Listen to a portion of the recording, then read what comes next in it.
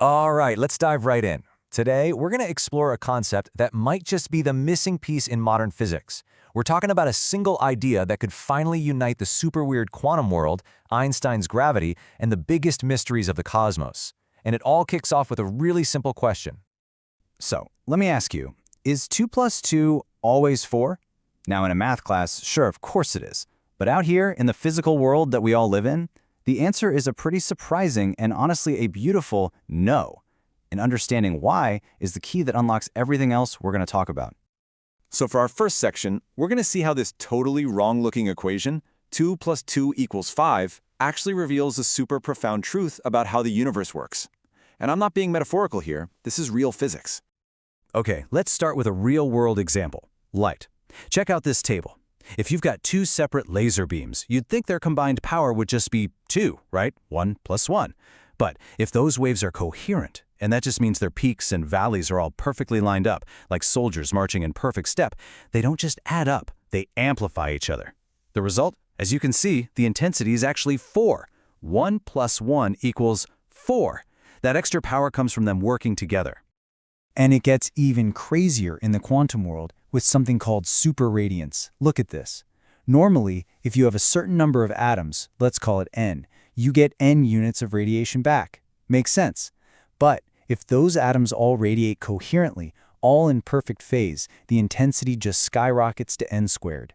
So 2 atoms don't give you 2 times the power, they give you 4 times the power. 4 atoms? You get a whopping 16 times the power. The whole becomes way, way more than the sum of its parts. Now, this isn't some kind of magic trick. It's a real, measurable thing that physicists call the interaction term. It's that extra bit of energy, that extra juice you get when all the parts of a system start humming together. The total is the parts plus this interaction. This is the plus 1 in our whole 2 plus 2 equals 5 idea. Okay, so keep that interaction term in your back pocket. Let's see how that one little idea might help solve one of the biggest problems in all of science, what I'm calling physics's great divide. You see, modern physics has a big secret. We have 2 incredibly successful theories.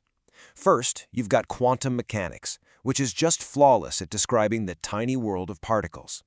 Then you have general relativity, which perfectly describes the massive world of stars and galaxies. The problem? They are completely incompatible. They don't speak the same language. They just don't work together. At all. And this divide, it leaves us staring at some of the biggest unanswered questions we've ever faced. Why are the rules for tiny things so different from the rules for big things?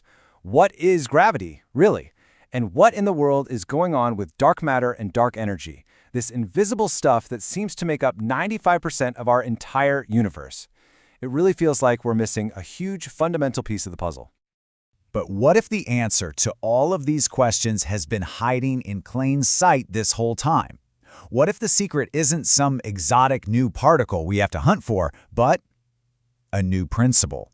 What if the secret is coherence itself? And this brings us right to the heart of the idea, the coherence field. The theory suggests that there is this universal field everywhere at once, and its only job is to measure how aligned everything is, how in phase all the waves and particles are. Just think of it like a cosmic conductor, making sure everyone is marching perfectly in step. And this slide just nails the difference. Over on the left, you've got an incoherent state. It's all chaotic, messy, just waves crashing into each other. It's basically noise. But on the right, you see a coherent state. Everything is smooth, aligned, orderly, creating this powerful, beautiful symphony. This simple difference between noise and signal could be the key to, well, everything. Okay, now for the big payoff. How does this one field connect all the wildly different scales of the universe? Let's take a look at how this single idea, coherence, could give physics a brand new unified language. So, down at the tiniest quantum scale, this theory proposes something pretty wild. It says that what we call mass isn't really a thing. It's a state. It's just a point in space where the coherence field is kind of collapsed in on itself. Imagine the field as like a smooth, calm ocean of energy. Well, a particle with mass is like a tiny, dense whirlpool in that ocean, a tangled up knot of coherence. So then what about gravity? In this view, gravity isn't some mysterious force pulling on things. Instead, it's the actual shape of the coherence field around that mass. A big object like a planet literally warps the field around it, creating a deep well in the fabric of coherence. And that curve, that's what we feel is gravity. It's the geometry of order itself. And now for the biggest mysteries of them all. This is where it gets really beautiful. Dark matter and dark energy. Maybe they aren't new things we need to find. Maybe they're just the coherence field acting differently over huge distances. When the field is smooth and spread out across empty space, it acts like dark energy, pushing everything apart.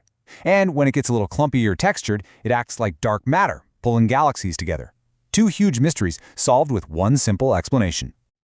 Now, I know what you might be thinking. Does this just throw out 100 years of physics? Does this mean Einstein was wrong? Not at all. The goal here isn't to replace Einstein. It's to complete his picture. Let me show you how.